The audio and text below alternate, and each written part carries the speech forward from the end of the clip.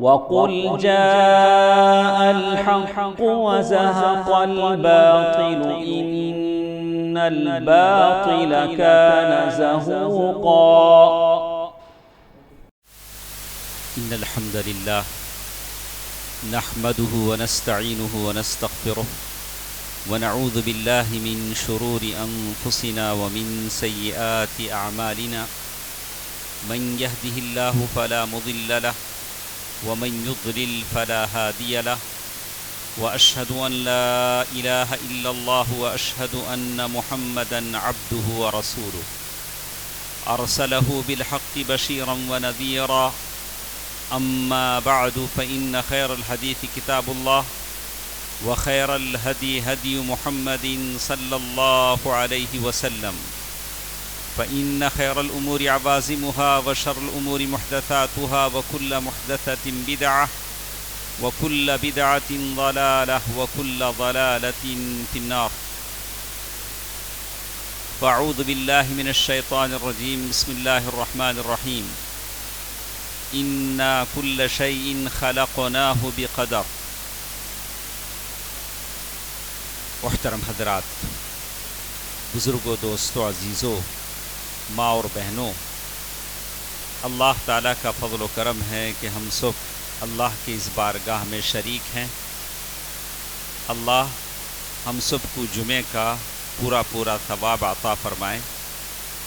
جمعے کے دن بہت ہی مبارک گھڑی ہوتی ہے جس میں ہم سب کی دعاؤں کو اللہ تعالیٰ قبول فرماتے ہیں۔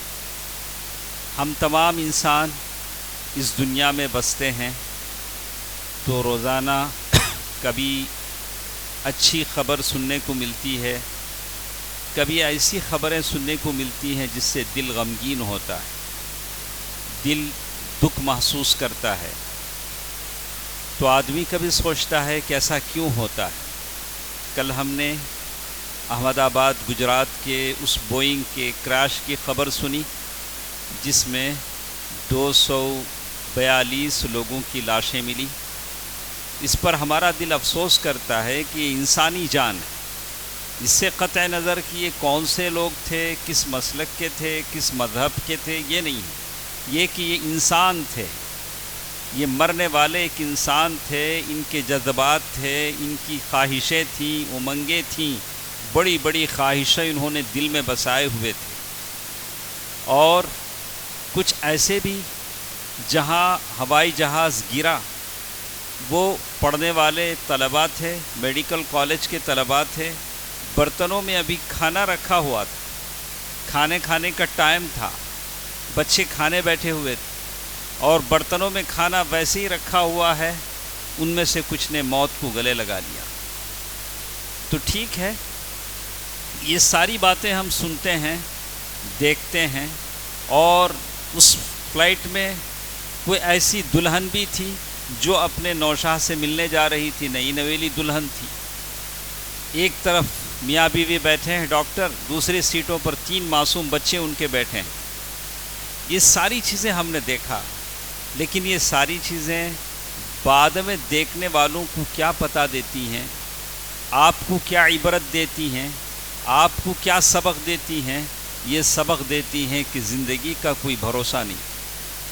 بھلے لاکھ امنگیں آپ کے دل میں ہوں، لاکھ خواہشیں آپ کے دل میں ہوں، لیکن ہوتا وہی ہے جو اللہ تعالیٰ چاہتا ہے۔ ان کی زندگیاں اتنی ہی تھیں، اللہ تعالیٰ نے اتنی ہی زندگی ان کو عطا کی، ان کی زندگیوں کا وہ خاتمہ تھا۔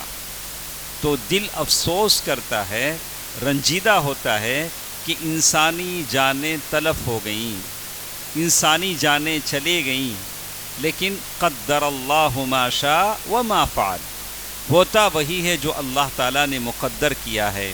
مرنے والوں میں بچے بھی ہیں، خواتین بھی ہیں اور نوجوان بھی ہیں۔ یہ ساری چیزیں آپ کو پیغام دیتی ہیں کہ موت کبھی بھی کسی بھی وقت گلے لگا سکتی۔ چلیے مان لیتے ہیں آسمان پہ اڑنے والوں نے طیارے کی خرابی، پلین کی خرابی کی وجہ سے طیارہ گر پڑا، لیکن جو لوگ اپنے گھر میں بیٹھے ہوئے تھے، کھانا کی پلیٹیں سامنے تھیں، ان کا قصور کیا تھا؟ ان کی موت کیسے آئی؟ اللہ نے ان کی موت ویسے ہی لکھی تھی۔ اینما تکونوا یدرککم الموت ولو کنتم فی بروج مشیدہ، موت تمہیں کہیں بھی آ سکتی ہے گرچہ کہ تم اپنے مضبوط گھروں میں کیوں نہ ہو۔ اللہ تعالیٰ نے قرآن میں بات فرما دی۔ دوستو عزیزو، جہاں ایک طرف مرنے والوں پر دل غمگین ہوتا ہے، بعض چیزیں تو آپ پڑھ بھی نہیں سکتے، ان کے جو جذبات تھے، ان کی جو خواہشیں تھیں، ان کی جو امنگیں تھیں جن کو لے کر وہ لوگ جا رہے تھے، آپ پڑھ بھی نہیں سکتے ہیں، لیکن یہ چیزیں ہم تمام کو ایک سبق دیتی ہیں کہ زندگی کو غنیمت جانیں۔ آپ اور ہم اپنی زندگی کو غنیمت جانیں، اور جس میں ہم سانسیں لے رہے ہیں اس کے لیے کچھ کرنے کا امنگ، کچھ کرنے کا شوق اور جذبہ اپنے اندر پیدا کریں۔ یہی چیزیں کائنات میں جو بھی باتیں ہوتی ہیں آپ کو سبق دیتی ہیں۔ ایسا نہیں کہ آپ نے سنا خلاص چھوڑ دیا، بات ایسی نہیں ہے۔ آپ سن کر اس سے سبق حاصل کریں، سبق حاصل کریں، اور کوشش کریں کہ مختصر زندگی میں کوئی ایسا عمل کر جائیں کہ اللہ تبارک و تعالیٰ کے ہاں آپ مقبول بندوں میں شامل ہو جائیں۔ دوستو عزیزو، ماں اور بہنوں، دراصل میرے جمعے کا خطبہ ظلم کے عنوان پر تھا کہ یہ ظلم کیا ہوتا ہے۔ آپ نے اللہ کے نبی صلی اللہ علیہ وسلم کی حدیث سنا، بندوں کے درمیان ہم جتنے اللہ کے بندے ہیں مختلف باتیں، عادتیں، خصلتیں ہوتی ہیں۔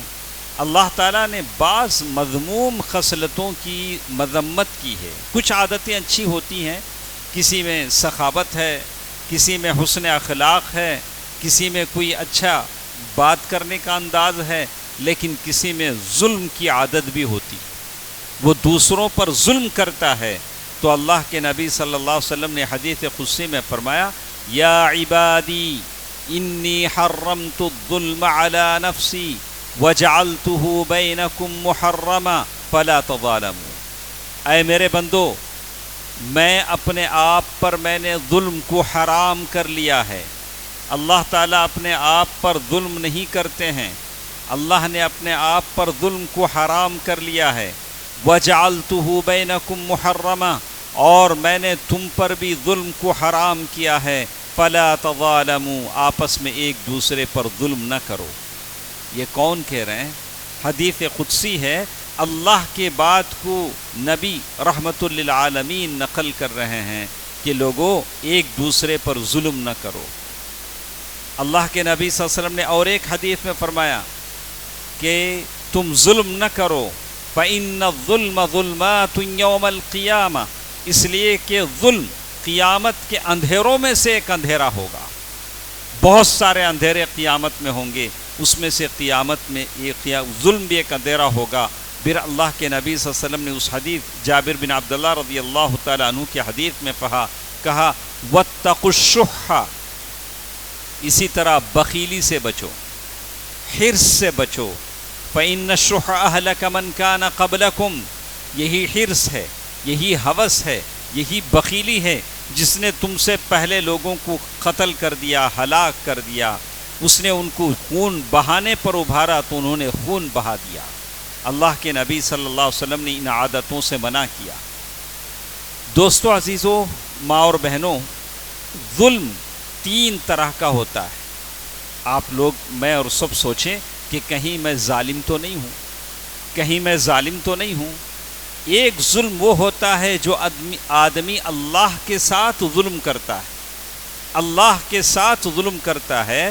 اللہ تعالیٰ نے قرآن مجید میں فرمایا وَالْكَافِرُونَ هُمُ الظَّالِمُونَ، کافر ہی ظالم ہیں، کفر کرنے والے ظالم ہیں، جتنے کافر ہیں یہ سب ظالم ہیں۔ اچھا، کافر ظالم ہیں تو مشرک کیا ہیں؟ اِنَّ الشِّرْكَ لَظُلْمٌ عَظِيمٌ، جو لوگ مشرک ہیں وہ بھی ظالم ہیں۔ اگر کوئی مشرک ہے، خبر پرست ہے، درگاہوں خبروں کی پوجا پرستش کرتا ہے، تو ہم اسے بھی ظالم کہتے ہیں، اسے بھی ظالم کہتے ہیں۔ وَالْكَافِرُونَ هُمُ الظَّالِمُونَ، کافر بھی ظالم ہے۔ اِنَّ الشِّرْكَ لَظُلْمٌ عَظِيمٌ، شرک کرنے والا بھی ظالم ہے۔ ایک تو پہلا ظلم ہے جو آدمی اللہ کے ساتھ کرتا ہے۔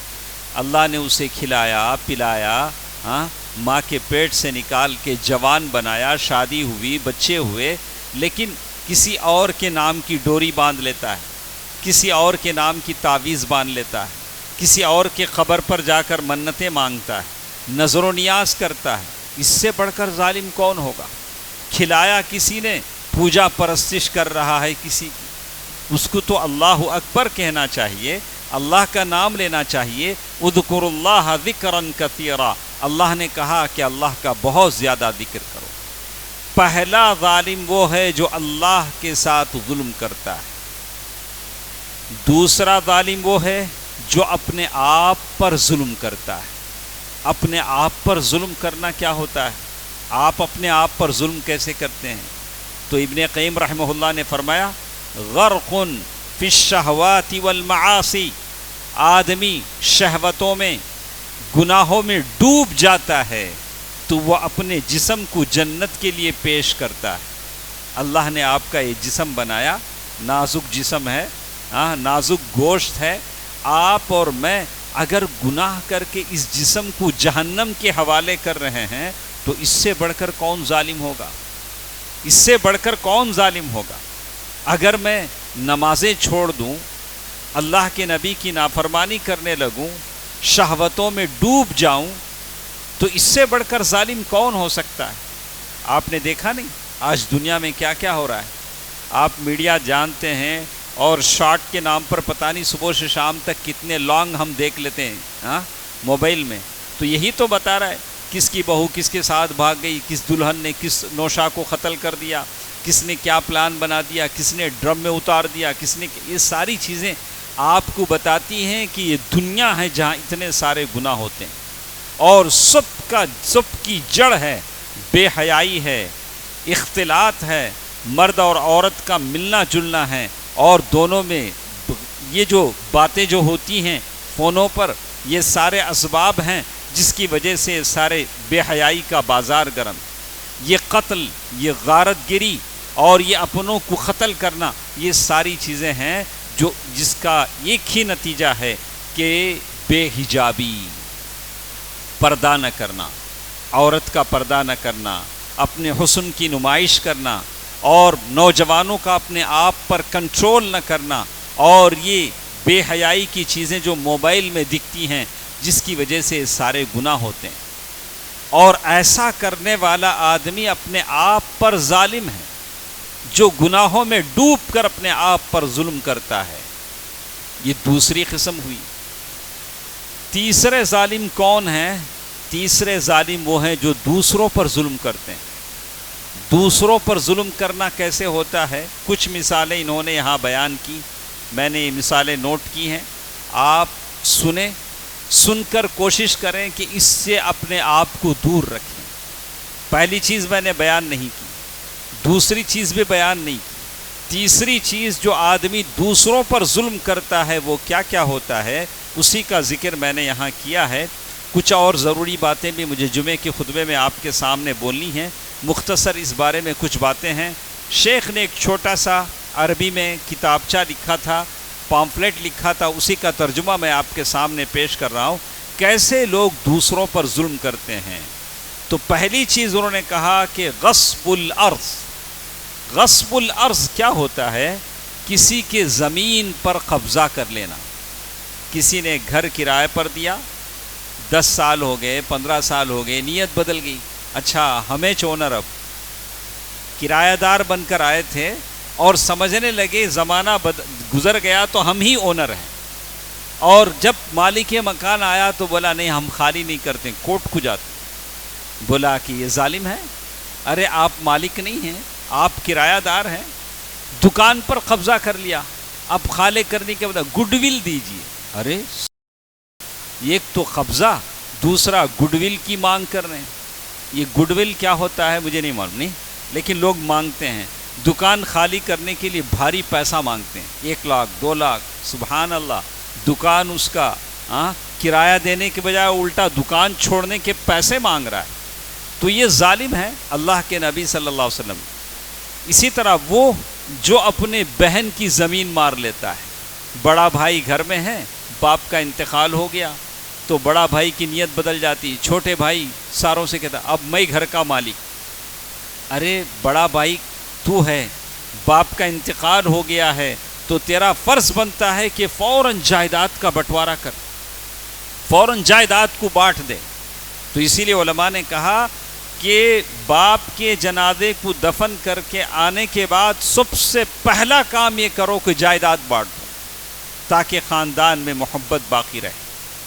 اسی لیے اللہ کے نبی صلی اللہ علیہ وسلم فرمایا لعن اللہ من غیر منار الارض، اللہ تعالیٰ ایسے آدمی پر لعنت کرے جو زمین کے نشانات کو بدل دیتا ہے، یعنی بازو والے کی زمین حاصل کرنے کے لیے نشانات بدل دیتا ہے۔ پہلے زمانے میں نشانات بدل دیتے تھے، اب کیا بدلتے ہیں؟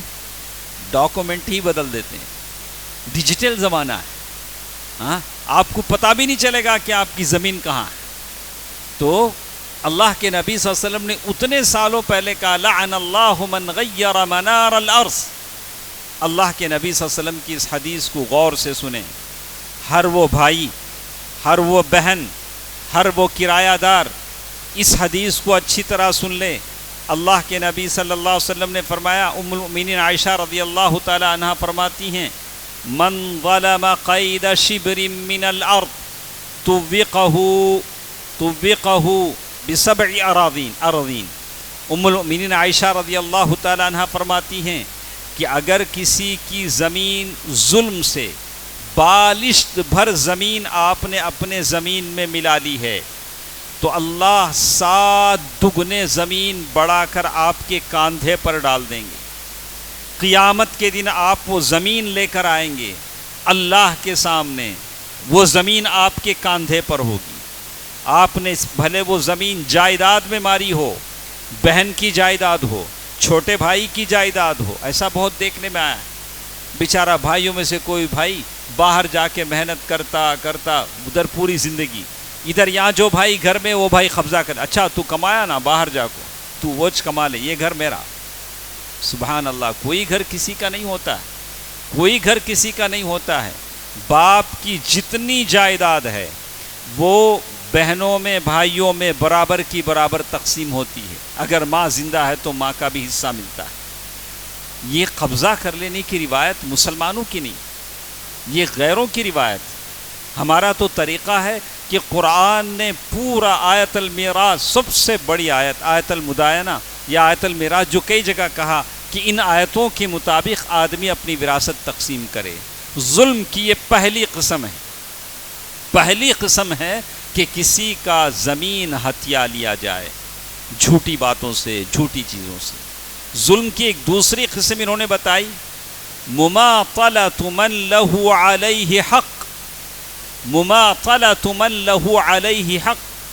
اللہ کے نبی صلی اللہ علیہ وسلم حدیث میں فرماتے ہیں، عن ابی ہریرہ رضی اللہ عنہ مطل الغنی ظلم، مطل الغنی ظلم، مالدار کا حق دینے کے بجائے اسے ٹال مٹول کرنا ظلم ہے۔ آپ اس کو کیسے سمجھیں گے؟ آپ کو میں 1000 روپے قرض دینا ہے، ٹھیک ہے، اللہ نے میرے جیب میں پیسے بھی دے دیے ہیں، 1000 روپے ہے، آپ قرض لینے کے لیے آتے ہیں، نہیں بات ذرا ٹائٹ ہے اب پیچھے، میرے جیب میں 1000 روپے ہیں، چاہو تو دے سکتا ہوں، اللہ نے مجھے غنی بنا دیا ہے، لیکن پھر بھی ٹال مٹول کرنا، بعد میں آؤ، شام میں آؤ، آئندہ ہفتے آؤ، بیچارہ وہ آنے والا جا کے تھک جاتا ہے، بولتا ارے آہا جانے میں تو میرے پیسے خرچہ ہو جاتے ہیں، چلو چھوڑو جانے دو 1000 روپے۔ اللہ کے نبی سے فرمایا مطل الغنی ظلم، اس طرح قرضہ لے کر لوگوں کے پاس سے لوگوں کو ٹھکانا، بار بار آنے کی بات کرنا، یہ ظلم ہے۔ اچھا کس کو چھوٹ ہے؟ آپ کے پاس پیسے فی الحال نہیں ہیں تو آپ بول سکتے ہیں بھائی ابھی نہیں ہے میرے پاس، جب آ جائیں گے تو دے دوں گا، لیکن جیب میں پیسے ہیں، تجوری میں پیسے ہیں، اکاؤنٹ میں پیسے ہیں، موبائل میں، جی پے میں، پتہ نہیں کیا کیا چیزیں ہیں، سب میں پیسے بھر کے ہیں، لیکن پھر بھی دینے دل نہیں بڑھتا۔ پیسہ بھی ایسی ہی چیز ہے نا، لینے کو دل بڑھتا ہے، دینے کو دل نہیں پڑتا۔ تو کہا کہ اللہ کے نبی صلی اللہ علیہ وسلم فرمایا مطل الغنی ظلم، اس طرح جو آپ کرتے ہیں یہ ظلم ہے، ایسا مت کریں۔ یہ ظلم ہے، ایسا مت کریں۔ جیسے اللہ کے نبی صلی اللہ علیہ وسلم اور بھی حدیثوں میں اس سلسلے میں فرمایا کہ اس طرح اگر آدمی کرتا ہے تو یہ دھوکہ دینا ہوتا ہے۔ اللہ کے نبی صلی اللہ علیہ وسلم سے ایک صحابی نے کہا تھا، اللہ کے نبی اگر پہلی بات جیسے کہتے ہیں کسی کا ہم کچھ مال لے لیں چھوٹا موٹا تو کیا فرق پڑتا ہے؟ اللہ کے نبی صلی اللہ علیہ وسلم فرمایا کہ اگر تم کسی سے مسواک کے ویلیو کے برابر بھی کوئی چیز لے لیتے ہو تو اللہ تمہیں کل جنت میں جانے سے روک دے گا۔ مسواک کی ویلیو کتنی کرتی ہے؟ 10 روپے 15 روپے۔ ایک پین بھی کسی سے میں لے لیتا ہوں اور سامنے والا بھول جاتا ہے تو اللہ کے پاس اس کا جواب دینا پڑے گا۔ تو یہ لوگ جو لاکھوں روپے ہزاروں روپے لوگوں کے لے لیتے ہیں اور اپنی جگہ خوش ہیں کہ میں حاجی صاحب ہوں، میں بڑا اللہ والا ہوں، اللہ کے پاس یہ لوگ کیا جواب دیں؟ آپ مجبور ہیں، فی الحال آپ کے پاس پیسے نہیں ہیں تو آپ کے پاس چھوٹ ہے، لیکن جس دن آپ کے پاس پیسے آ جائیں گے اس وقت آپ کو چھوٹ نہیں ملے گی، آپ کو فوراً اس کا قرضہ ادا کرنا پڑے گا۔ تو آگے اسی لیے کہا کہ من آجر الاجیر، اسی طرح آپ کے پاس کوئی ورکر کام کرتا ہے، آپ کے گھر میں کوئی نوکرانی کام کرتی ہے، آپ کے دکان میں کوئی ملازم کام کرتا ہے، آپ نے اس کے پیسے نہیں دیے، دن بھر آپ نے کام لیا، رات میں کام ختم ہوا، کام دیکھ کر بولا کام برابر نہیں ہوا اس لیے آدھے پیسے آپ کی کٹ کر لیتے ہیں۔ اللہ کے نبی صلی اللہ علیہ وسلم نے فرمایا ثلاثۃ انا خصمہم یوم القیامہ، 3 لوگ ایسے ہیں جن کی طرف سے میں قیامت کے دن لڑوں گا۔ اللہ اکبر، رحمت للعالمین کہہ رہے ہیں کہ قیامت کے دن میں ان کے حق کے لیے تم سے لڑوں گا۔ ان میں سے وہ کام والا ہے، ورکر ہے جو تمہارے پاس کام کرتا تھا جس سے تم نے پورا کام لیا لیکن تم نے اسے اجر نہیں دیا، جب بھلے وہ ڈیلی ویجز پہ کام کرے، منتھلی سیلری پر کام کرے، تم نے اس کے پیسے نہیں دیے، قیامت کے دن میں ان کی طرف سے لڑوں گا۔ اللہ، جو لوگ بھی اونر ہیں، جن کے پاس کام والے ہیں، ان کے حقوق کے بارے میں آپ اللہ سے ڈریں۔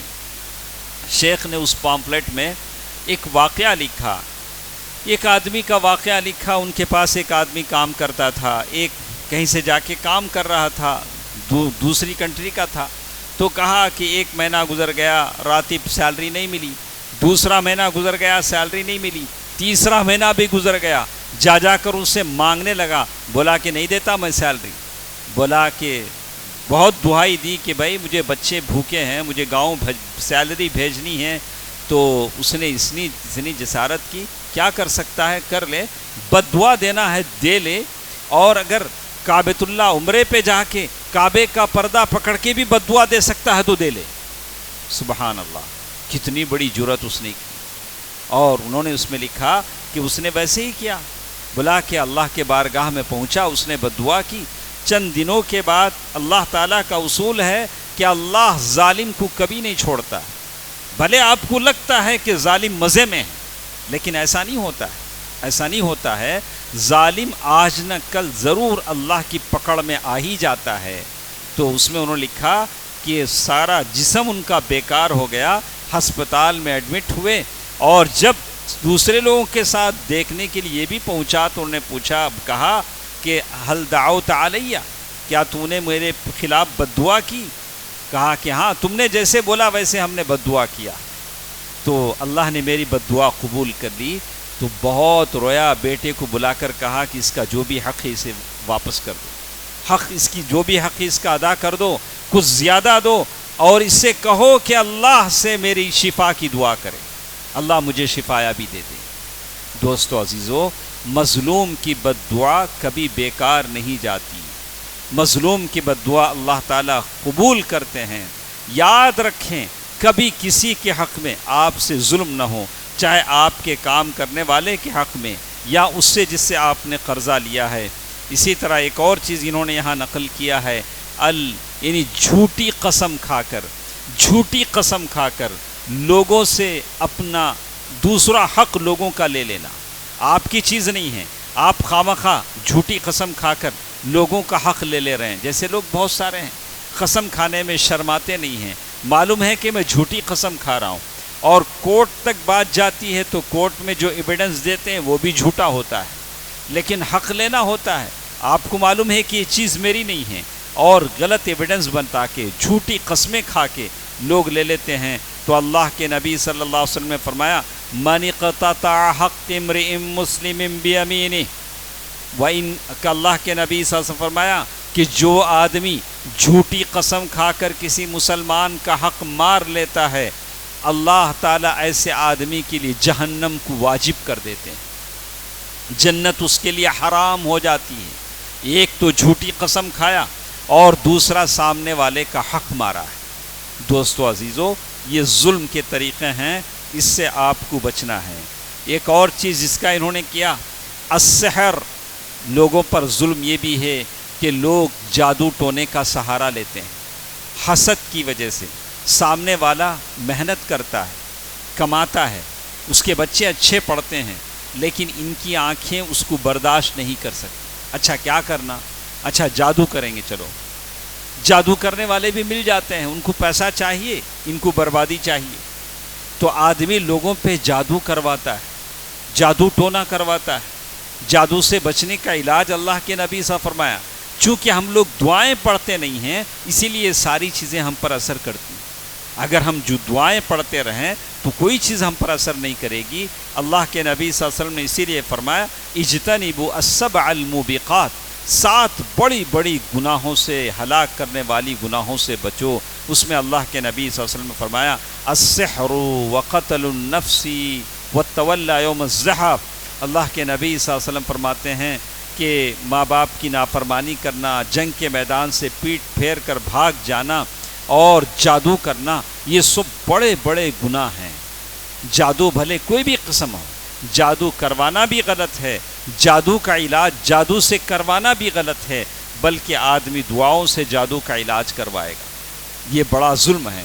خواہ مخواہ کسی کی زندگی سے کھیلتے ہیں، یہ بہت بڑا ظلم ہے.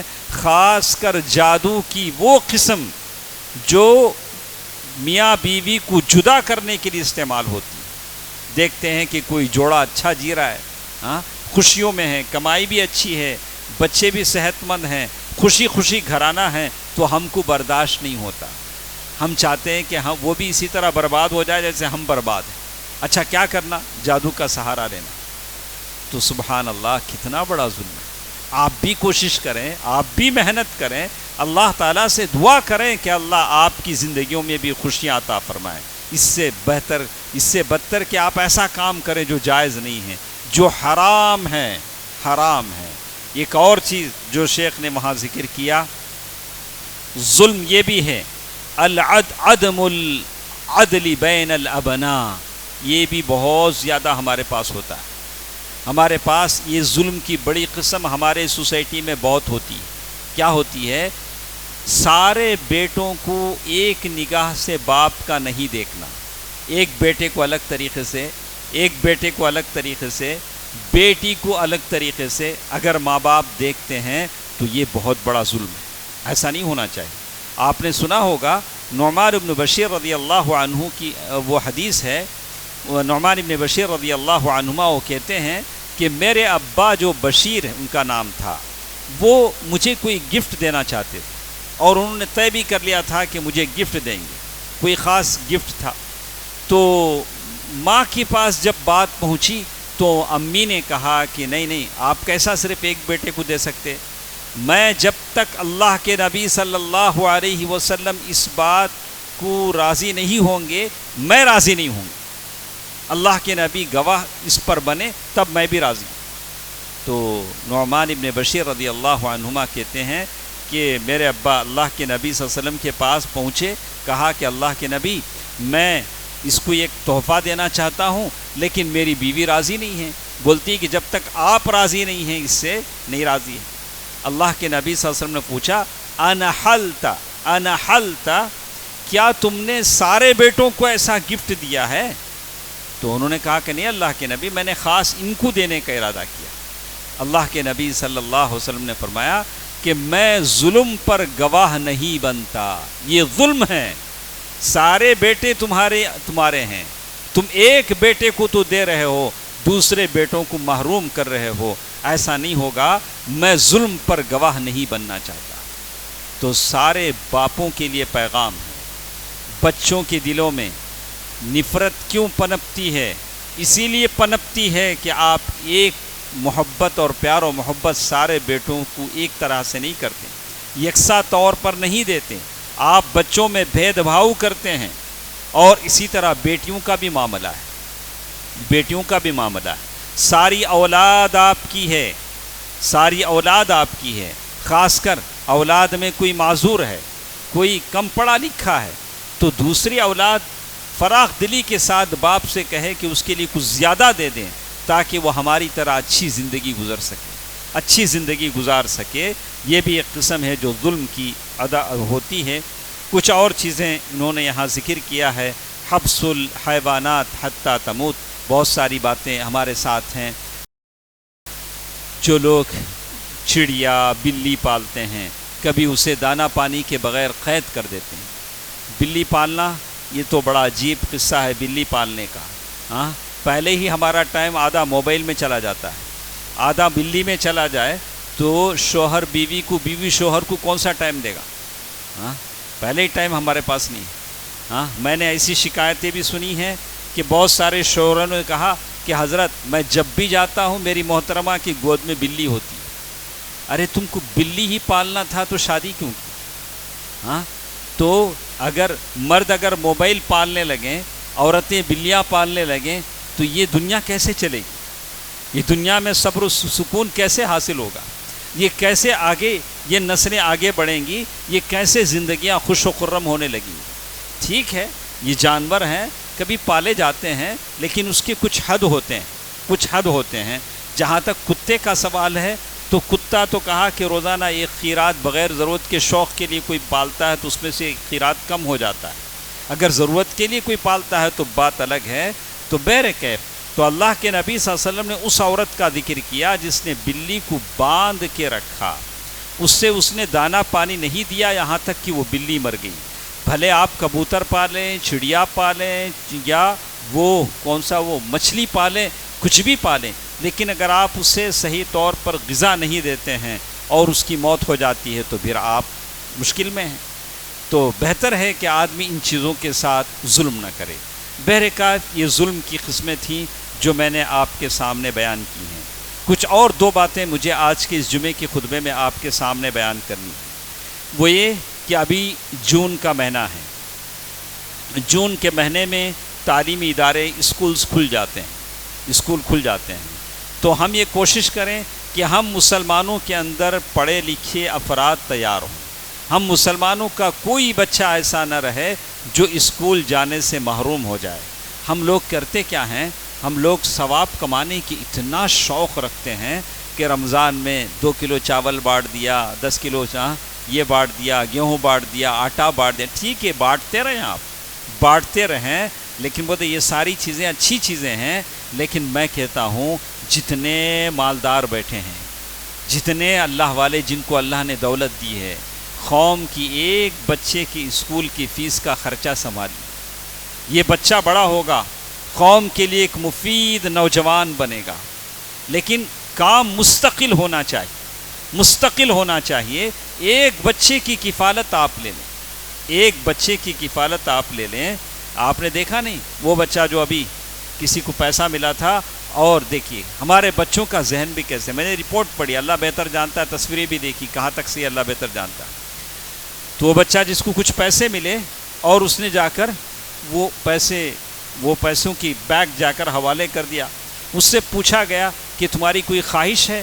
تو اس نے کہا میری خواہش ہے ایک فیمس ایکٹر سے ملنے کی خواہش، جو ہمارے ہی اسٹیٹ کا۔ ہاں، تو اس ایکٹر نے اسے گود میں بٹھایا، بولا بہت تعریف کی، کہا کہ تمہارا سارا خرچہ میرے ذمہ ہے، تم جتنا چاہے پڑھو۔ دیکھا بچے نے بھی کیا خواہش کی، اس لیے کہ وہ اتنا ہی جانتا تھا، اس کے دین کا معیار اتنا ہی تھا کہ اس نے بھی خواہش کیا کہ میں ایکٹر سے ملنا چاہتا ہوں۔ ہاں، اگر ہمارے مسلمان بچوں کے اندر صحیح عقیدہ اگر آ جائے، اگر ان کے اندر صحیح ایمان پیدا ہو جائے تو شاید ہو سکتا تھا اس کی خواہش بدل جاتی۔ لیکن نتیجہ یہ نکلا کہ اس نے کہا کہ زندگی میں جو بھی یہ بچہ پڑھے گا کتنا خرچ ہوگا اس سے کوئی مطلب نہیں، سارا خرچ ہم دیں گے۔ ہم آپ مالداروں سے کہتے ہیں کہ ان مسلمان غریب بچوں کے اخراجات کو برداشت کریں تاکہ یہ بچے اسکولوں میں پڑھیں، کالجوں میں پڑھیں، کوئی بچہ اپنے کالج فیس ادا نہ کرنے کی وجہ سے غلط جانے پر تیار نہ ہو جائے اور کسی کام دھندے میں نہ لگ جائے، پڑھائی نہ چھوڑ دے، پڑھائی نہ چھوڑ دے۔ دوستو عزیزو، یہ ایک بہت اہم بات ہے جس کی طرف میں سب مالدار حضرات کو توجہ دلانا چاہتا ہوں۔ یہ مستحکم کام ہے، یہ مستحکم کام ہے۔ آپ کے اپنے بچے اچھے اسکولوں میں پڑھتے ہیں، آپ کے اپنے بچے اچھے اچھے کالجوں میں پڑھتے ہیں، کیا اچھا ہوگا آپ کے بچوں کے ساتھ ایک غریب بچے کی فیس بھی آپ ادا کریں۔ یہ غریب بچہ زندگی بھر آپ کے مال پر پڑتا ہے تو وہ بڑا ہو کر اس کے اندر قوم کی خدمت کا احساس ہوگا۔ بچے پڑھیں گے تو میں سارے حضرات سے کہوں گا ابھی اسکولوں کے کھلنے کا وقت ہے، اٹھتے اٹھتے ایک نیت کر لیں کہ اللہ میرے دولت میں اتنی برکت دے کہ میں ایک غریب بچے کو میں ضرور پڑھاؤں گا۔ اور ہم بھی ایسے دل دادا لوگ ہیں کہ ہزاروں روپے دوسروں کاموں پر خرچ کر دیں گے۔ غریب بھی تو ایسے غریب ہمارے آج کل کے ہیں، دوسرے رسم و رواج پر، گھر کے رسم کاج ایسی چیزوں پر کتنے پیسے خرچ کر دیں گے، لیکن پینسل دلانے کے لیے بچے کے لیے پیسے جیب میں نہیں ہوں گے۔ دوسرے کاموں کے لیے، میرے سگریٹ کے لیے، چٹے کے لیے، بیڑی کے لیے پیسے ہیں، لیکن تمہیں پینسل دلانے کے لیے میرے پاس پیسے نہیں۔ ایسا تو نہیں ہونا چاہیے، ایسا تو نہیں ہونا چاہیے کہ بچوں کو ہم اسی لیے کہتے ہیں کہ مسلمان علاقوں میں اسکول چلانا بڑا مشکل ہے، بہت مشکل ہے، اس لیے کہ ان کے اندر علم کا احساس ہی نہیں، یا تو ہے تو بہت کم ہے۔ حالانکہ ان کا قرآن، ہم سب کا قرآن کہتا ہے اقرا وربک الاکرم، سب سے پہلی بات کہتی ہے کہ تم پڑھو، تمہارا رب بہت عزت والا ہے۔ دوستو عزیزو، یہ چند باتیں تھیں جو مجھے آپ کے سامنے کہنی تھی۔ اللہ تعالیٰ سے میں دعا کرتا ہوں کہ اللہ سبحانہ و تعالیٰ ہم سب سے اپنی دین کی خدمت لیتا رہے۔ اللہ سب مسلمانوں میں تعلیمی شعور پیدا فرمائے، تعلیم کا احساس پیدا فرمائے۔ اللہ سارے بچوں کو ایسا علم والا بنا دے کہ ان کی دنیا اور آخرت دونوں سنور جائے۔ اے الہ العالمین، جتنے غریب ہیں، بے کس ہیں، یا اللہ سب کو اپنے خزانوں سے عطا فرما۔ جو بیمار ہیں انہیں شفائے کلی عطا فرما، شفائے عاجلہ عطا فرما۔ یا اللہ ہم تمام کے وہ لوگ جو دنیا سے جا چکے ہیں، یا اللہ ان کی مغفرت فرما، ان کے قبروں کو نور سے بھر دے۔ یا اللہ جو لوگ فقیری محتاجی سے پریشان ہیں، یا اللہ ان کو اپنے خزانوں سے عطا فرما۔ آمین۔ صدق اللہ العلی العظیم ونفعني وإياكم بالآیات والذکر الحکیم۔ انہ تعالی جواد ملک کریم والرؤوف الرحیم۔